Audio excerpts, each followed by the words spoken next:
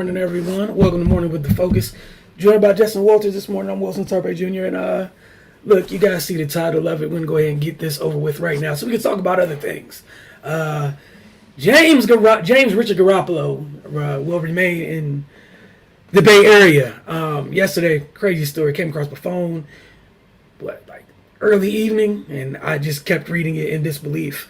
I think how a bunch of Niner fans chose to feel about it. But Justin, I'm gonna lay this out and I want to hear what you have to say about it. Then I guess I'll chime in. He was set to make about $25 million if he was on the roster come week 1 of this year. After yesterday, that number drops down significantly. It's a 1-year, $6.5 million deal, fully guaranteed. That is worth up to $16 million with playing incentives. Purely playing incentives, I think there's a roster bonus of like $500K. But again, a chunk of that money, what would make it up to 16, he would have to play significant snaps. So, Justin, your thoughts on this, and then I'll get into the 9,000 bullet points that I have to get through. You know what? In a weird way, it makes some kind of sense. Only because if you're a Super Bowl team with a goal of making the Super Bowl, your backup quarterback's one step away from playing, one snap, one anything. One jam finger, one someone steps on somebody's foot, and the other guys that backup. Do you want Nate Sudfeld? Do you want the rookie? I forgot his name. This last pick in the draft playing. And no, you don't. And Trey's still figuring things out, being more so just being that Trey's a physical player, and you can't.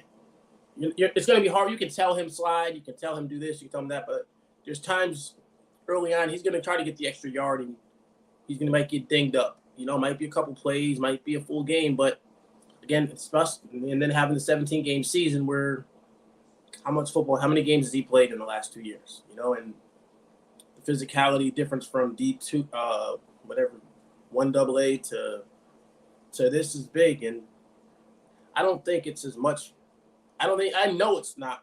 I don't say I know, but I don't know. I know it's not the reason that people think it's not an indictment on Trey Lance. I think it's more so just makes sense, And I think what they did, the way they handled it, as much as it might seem a little weird, I think in a way for that locker room they had to do it this way.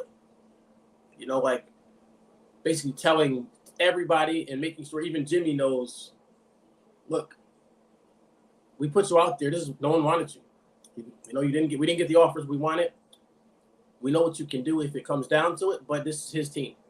And I don't think they're going to have a quick hook and pull him anytime things go wrong. I think if Jimmy plays, it's going to be based, maybe they'll run some of his old stuff, but this is Trey's team. There's going to be a lot of things that are different. And they're going to run, this is a step this is a step moving forward. They've been planning this I don't think says so much about, it has nothing to do with the two quarterbacks. I think it's just, hey, we have a guy that's one of the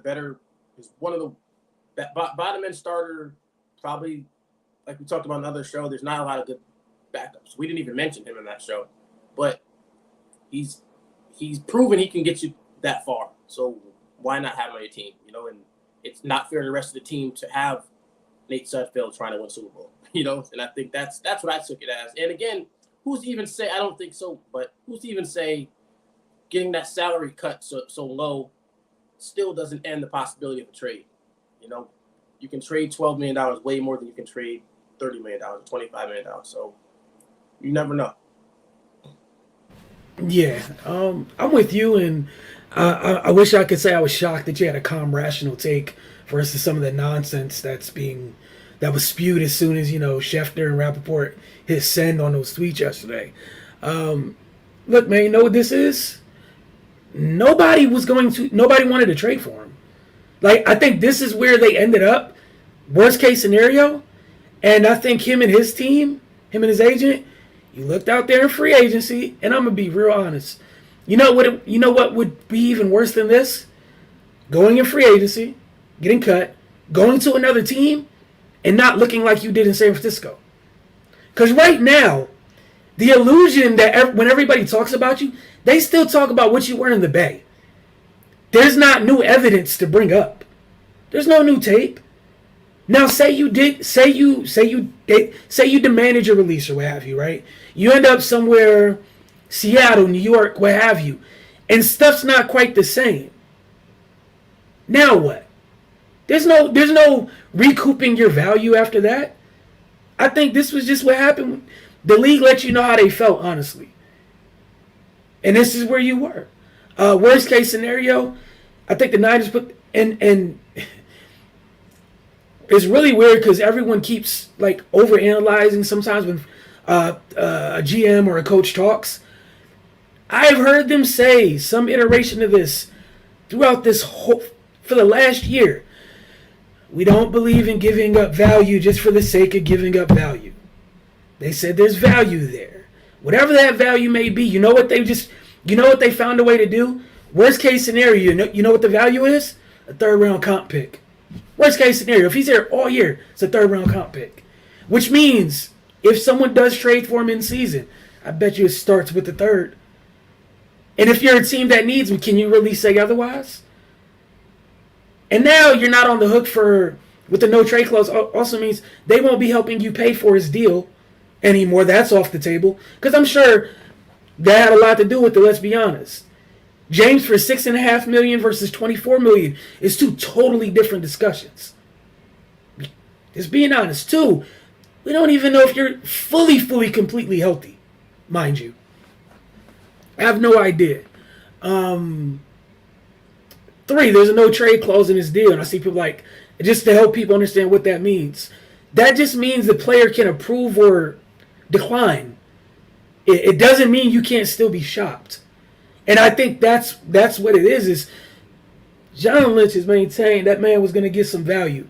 Kyle said, I think, was it during the meetings, like, Trey's our guy, that's why we're trying to trade Jimmy. However, you don't just give away good stuff. This is something they've maintained. And I think a lot of people are like, oh, it's just football talk. They're just talking. Hey, look, man, nobody came to get a guy who they feel has some value. You mentioned it. You look at the other backups. You look at Nate Sudfeld and Brock Purdy, and then you look at James. Let's be honest here. Is that much of a discussion? No, probably not at all. However, what you weren't willing to do was pay that man $24 million to be a backup. So you did it. You now went from having no cap space to having fifth most in the league. I think you're up to 20 mil now, magically, because of this. And he also gets control over where he goes if a trade does come. That doesn't mean him and his people can't continue to seek a trade. But this makes it I think this makes it easier to seek a trade because it's $6.5 million. $24.5 million had people laughing. Like, I'm not doing that. Not for you. Not like, and that's where it was. Like you said, I think some of it is, or they kept that man away, like you said, to make it clear. It's Five's team. Like, I don't think a bunch of people saying this stuff, I don't think y'all watched his, like, end of season presser last year. He was in tears because he knew what time it was. Like, it's Five's team. And again, even here, people talk about, oh, this might mean, what it might be for Trey. Man, Jimmy was 3-5 last year. Did he finish the year or not? They had more incentive to pull that man last year with the kid behind him. Did they do it? No. People are calling for Kyle to be fired and everything else. And people keep talking about this magical outside pressure. They don't care. That's how you get to this place. They just honestly don't care. And I think some of the stuff's being drummed up a little bit too much. Like, oh, well, the locker room is Jimmy guys. Not, bro, like, I think the organization's made it clear. And some of the players at the interviews after, last season, they knew where the team was going. Like, I think Kyle Juszczyk said they knew last year. Like, what time it was. They knew that was the end. And this is just, I think this is nothing more just than business. They're doing what they said they were going to do. They said they didn't want to give that man away for nothing. And now, worst case, like, no matter what, you're at least getting a third round pick. Some of these teams who feel good about their quarterback situation, we'll find out. This 15, 16 days before week 1? We'll see. Like, I think this is the part people don't get. He can be traded tomorrow. Like, it doesn't mean anything more than that. But we'll see. But it was just funny, man. But I'm with you. I don't think this has anything to do with Trey. It's just, bro, your backup was about to be Nate Sudfeld and Brock Purdy. And like we've seen, they've had injuries to a quarterback every year they've been here. It's just how long the quarterback's been out. Same thing with the running back room. They typically don't go a year without, musical chairs being played at those positions. And in the past, what's happened? The second guy was Nick Mullins. The second guy was CJ Beathard. Last year it worked out let's think about last year. Niners don't make the playoffs if Five doesn't do what he did to beat Houston. Doesn't seem like a big deal. People found a way to trivialize it or what have you. They needed somebody. I think week 17, they needed that win. The kid played, they won. I don't know if Nick Mullins or CJ Beathard get you that W. It's something I feel very comfortable in saying that they probably don't. This year you go through it, you don't know if the kid's going to be able to get through a full year starting. We don't know what it's going to look like. Keep in mind, we've heard several times that the playbook's different, which also lends it to it's not going to be two separate playbooks. Like, it's this playbook. If it was something where, how some people are saying, like, it's two teams divided, then it would be the same playbook for James. No, this is, like you said, it's going forward. Learn the new playbook, and that's that. I think they had.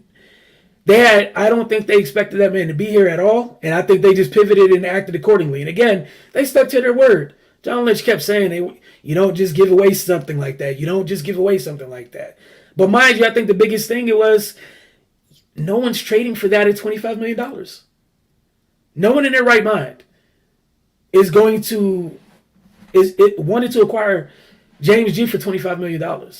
They would want to San Fran to pay half or a good portion, and that wasn't happening, man. But I think that was the craziest story from yesterday. I know we saw some other cuts happening, and we told you guys this cut's probably gonna be crazy as this little second window of free agency to a degree starts to open up. So I hand that back to you, Justin. What did you see in terms of cuts, or where did you want to go with today's discussion? But y'all just gotta relax a little bit. I know it's easy to sensationalize stuff, but I think this is the rare case where, like, sometimes stuff is exactly what people say it is. He's a backup. I don't know what to tell y'all. Yeah, and I think teams are gonna have to do what's best for their own roster. Like, how do you sell to your locker room that you gave this man away?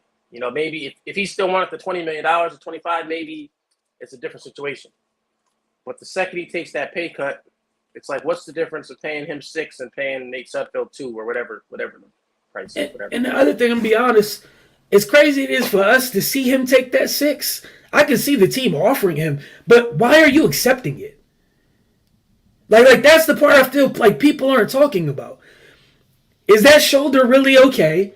And how does someone who's taking a team to all these places everybody said, what happens in your head where $6.5 million here is the best thing for you? Someone else would be like, man, cut me. Someone's going to come get me. Or do we need to maybe look at this for what it is? Has said person been a tad bit overvalued this entire time? And it's just somebody just understanding where they are versus what some people's perception of him is. Right? You went from 25 mil to 6.5. Why? Like I need someone to honestly answer that question for me. Why? And then here, why? I've seen some people like, oh, he knows he can play it up. Bro, 16 mil is a pay cut from 25 mil. You had that guaranteed. How many people are giving up money in the NFL? Guaranteed money in the NFL. Like, I think people are asking the wrong questions, but, it is what it is. Yeah. Also, just thinking about what happened with Mitch Trubisky last year. Like, going and sitting on the bench, and he didn't do anything different. You know what I mean? And a lot of people view Jimmy, view him differently than they view Trubisky, meaning, because of the success and the wins they've had. So going and sitting for a year here, sometimes it's weird is that it increase your value. You know, you get And I think watched other people fail. that's exactly what it is. Is this was the only move where you can try to get your value back. Because again, if you went somewhere else and you played and you didn't look like you did here, that value going back up wasn't going to happen. Now it's depreciating and it's not going to go back up, sir. 30-year-old QB, like right now, like as it stands right here, not doing anything, not playing a snap. Like you said, look at the PR job it did for 26-year-old Mitchell Trubisky, and Mitch hasn't even done what you've done. I think this was the only move where where your value couldn't depreciate. So it is what it is. Like it can't depreciate until you play again. And if you have to play this year, it's a familiar, like it's a safe space. Everything's familiar. It's a safe space. Yeah, playbook's different, but you know who you're throwing to. Like this has been good for you. Versus I'm going to Seattle or I'm going to the Giants and Debo and them ain't coming with you. Kyle's not coming with you. Like, I don't know what that looks like. Right. And again, you're with a group that knows you. So they're not going to ask you to do things that expose your weaknesses. Your limitations are pretty much covered. You know what I mean? They know you better than they know the starting quarterback. And also just leaving it allows, you know, there's still always going to be these people, whoever they are, that feel like he got railroaded, you know? So it's, he can always use they picked this guy. Like, it wasn't that he outplayed me. It was, you know, this was going to be their guy. You know what I mean? But I was winning, you know? So I think that's what he has working for him. And also, where he could go is only comes down to what? The Jets at the time, I'm saying, where he can go and run this offense, or they know him, that type of thing. So where you got, you know, the basically people from Jets, Miami, maybe a few other teams, but that run their system. So it wasn't a whole lot of options. And I think he knows that. You know what I mean? You got to play hardball to get your money. But at some point, it got to the point where basically this game of chicken ended. You know, when they're like, all right, we'll take the pay cut. And again, I think that's basically what it came down in that situation. And you know, that we'll see what happens. Obviously, in most cases, they're hoping he doesn't see the field, and who knows what his plan is. You know, I mean, I feel like both parties are hoping he doesn't see the field. Honestly, because if he doesn't see the field, there's no way he can mess up this pristine perception people have of him. Which means going into free agency next year, you know, then you get the Alex Smith PR spin of look what he was as a mentor and like, bro, perfect. Like, what's ideal for Jimmy? You don't touch the field this year. You just don't. Your value remains the same going into next year, and I think that's the best thing, honestly. And that's how I'm looking at it. You still there, Justin, or did it freeze up again? I think it froze up again. So I think we'll have Justin joining us back in just a bit. Yeah, I definitely think it froze up.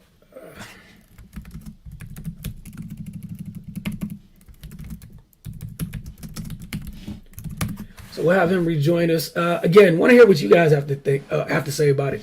I know my gut reaction. I had my phone blown up yesterday with folks letting me know about it. But another thing that happened yesterday, we saw the Jags trade Laviska Shenault to the Panthers, which, you know, from a weapon standpoint, why not? You know, DJ Moore definitely needs some more help over there. You know, you have him. I know they got the young pup and Terrace Mitchell. They still got Robbie Anderson out there. But again, I think everyone's looking for one of those type of dynamic weapons, like Laviska, and maybe Carolina be able to utilize him better than he was in where did he just come from? For Jacksonville. Sony Michel's been released. And interesting, the Lions released former first-round pick Jarrad Davis. A lot of teams in this league that need linebackers.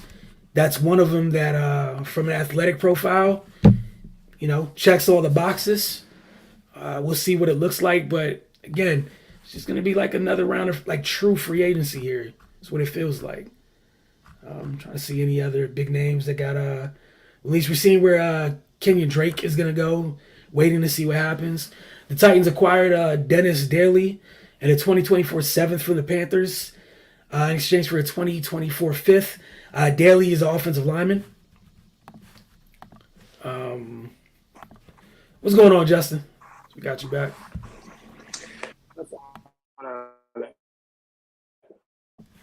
All right, well, welcome back. But yeah, I started to go through some of the cuts. What stood out to you so far?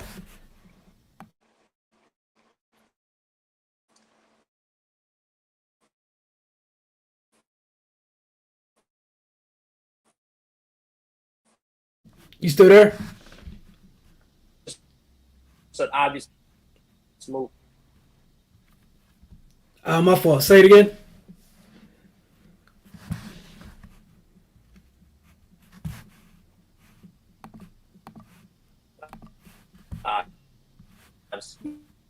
You hear me? A little bit. It's still a little. It's a little glitchy. We'll try to get him back. The Ravens are hosting Kenyon Drake. Not shocked. Always gonna be focused on running backs. Lynn Bowden was cut, released from Miami. OJ Howard's out there. The Chiefs are letting go of Josh Gordon. Jerome McKinley III, safety from Oregon, was let go. All right, I think we got Justin back. Possibly. You good now? I don't know. Okay. All right. Yeah, I can. I'll just ask you about some of these cuts. Yeah, like I said, the Sony Michel cut was interesting. Just is expected because Miami was already deep at running back, but he's a vet running back that somebody will pick up. Just kind of does the job. Let's see. I just saw actually Kenyon Drake got picked up by Baltimore. That actually makes sense with the injuries they got, and Dobbins and Gus Edwards being a little bit out, but him being he got cut early by the Raiders, so that was an interesting pickup. Miami cut Lynn Bowden, wide receiver, and I think it was cut a young safety from Oregon, McKinley. Yep. But I think that McKinley, yeah, he was playmaker, just didn't have Miami has a deep secondary, so that was kind of a chance. They were saying hopefully he ends up on the practice squad, but they think someone might snatch him up. The Laviska trade was interesting to me.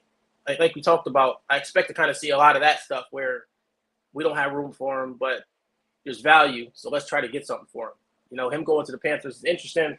I tried to, in my mind, the thing I could kind of think of what they might be trying to, what the plan might be for Carolina was just the fact of, okay, they're already pretty deep at receiver, but I think more so if McCaffrey goes down, the ability to use him and D'Onta Foreman. Like D'Onta Foreman would be the running back, but to kind of find different ways to put the ball in Shenault's hands, not so much in a basic receiver mode, in any way possible, because they already have, because when I first heard it, I thought of what that meant for Marshall.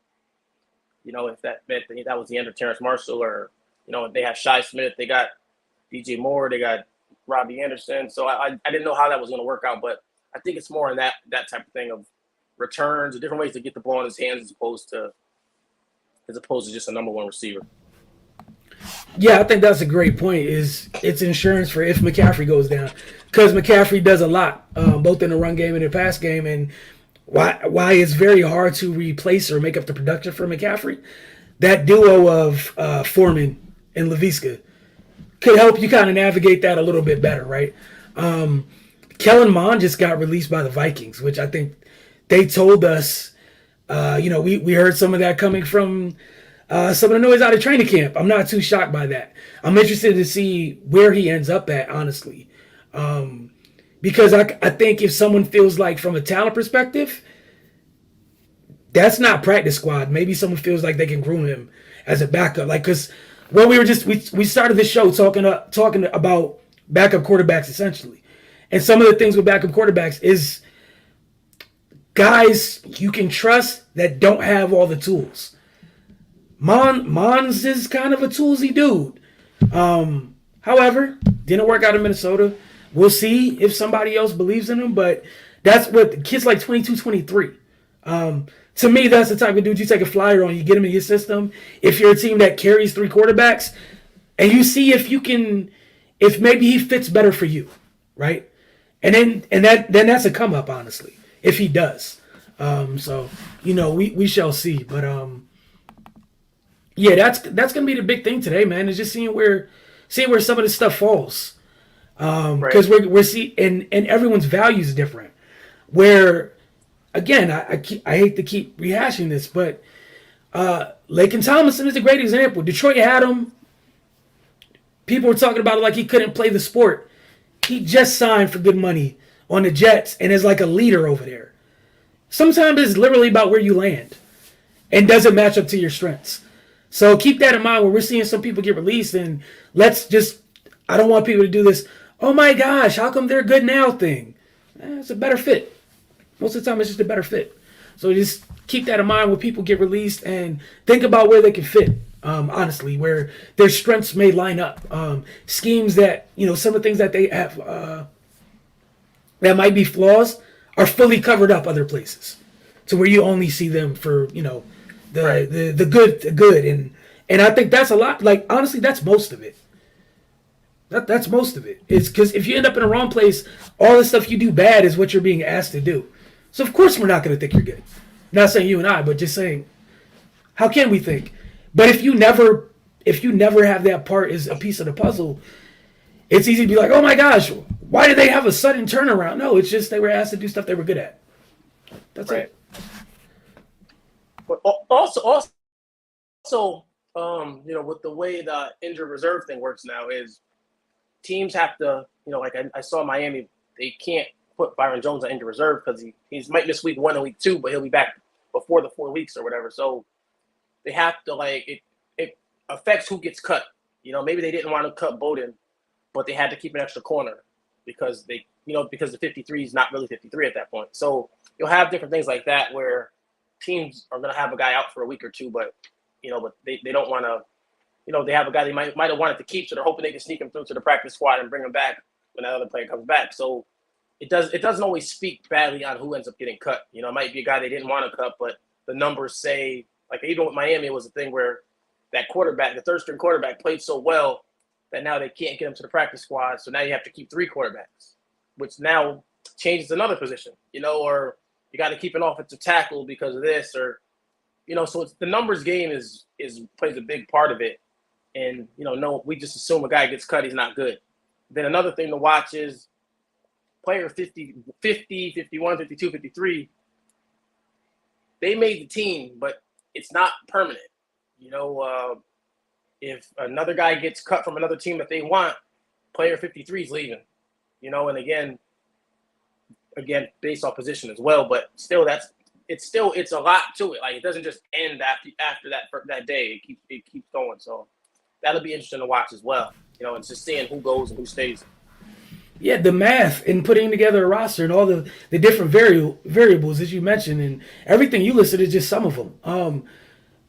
Y'all have to remember, when some of these guys get released, there's people like in the personnel departments that are like, hey, you remember the guy I told you to draft? Y'all didn't listen to me. Now they're available. Looks like we need one of those now. How about that?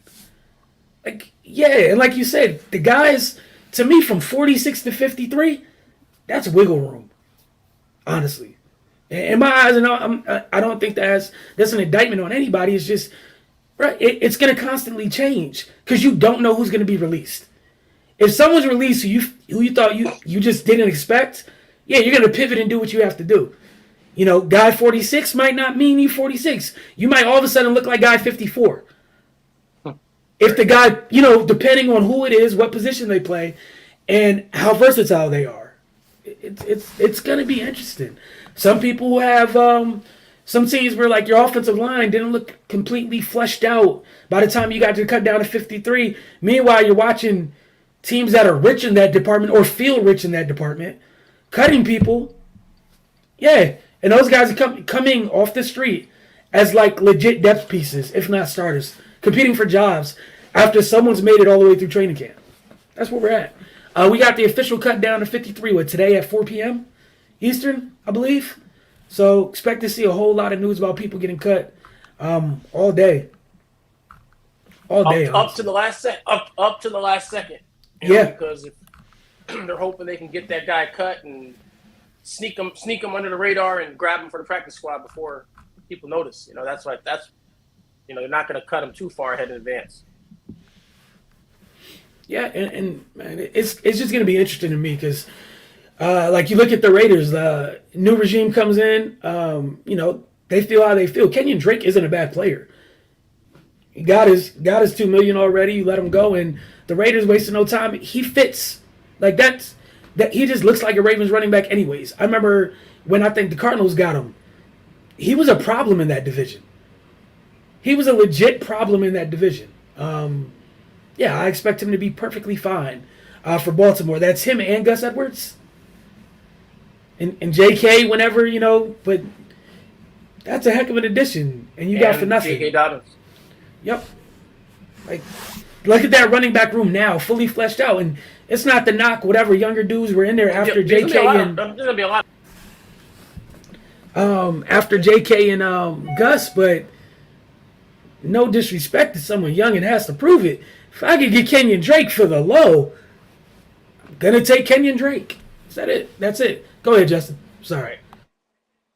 No, it's it's a potential weapon because he can do things in the passing game as well. So for a team that, we don't know what we're getting with all the receivers, having a back that can split out and do different things, just for nothing. You know what I mean? That's the thing is you're gonna get a lot of talented running backs because there just are. And now you're either gonna get the older guys who've proven they can play, that like we talked about, like Tony Michel, who maybe he just doesn't make the explosive plays, but he gets the job, just does the basics, gets you with 4 yards, gets you the downhill stuff like he did for the Rams last year. Or you can get a guy like Drake who's proven, who's been a Pro Bowler, who's been, I believe he's had a 1,000-yard season. And it's like, and can contribute on both sides, just adds to what you have, and for nothing, how can teams turn that down? Another veteran running back that just got released, Tevin Coleman. The Jets have let him go, which I'm not too shocked. They've been stocking that running back room with talented young guys, and I think the addition. You have Breece Hall and Michael Carter right now. Yeah, I'm not shocked. I think they're comfortable with where they're at. I'm interested to see how long he stays a free agent. He's someone who knows that scheme very well. I don't know what Miami's running back room looks like, but I wouldn't be shocked at a reunion. We haven't seen Raheem make it through a season in a while now. And I think that's going to be that's a running back by committee room down there anyways.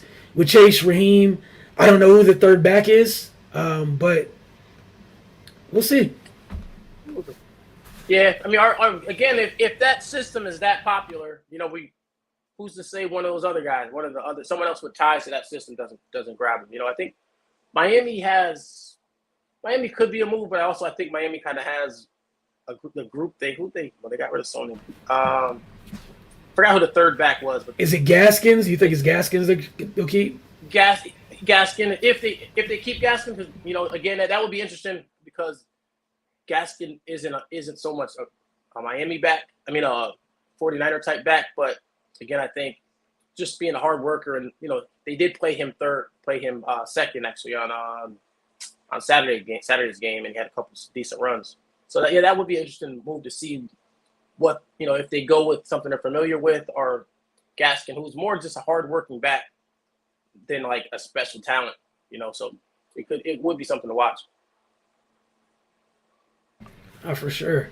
I think I'm gonna just be on Twitter almost all day, regardless of what I'm doing, what else I'm doing, just to see what else happens, man. And don't count out trades today either. Don't rule those out. Right. At all. I think this again. We've been saying this whole time. This cut day's gonna be crazy. Tomorrow's gonna be a little bit more clarity in terms of where everything sits, and I think we can start going through little by little to see what people's 53 looks like, honestly.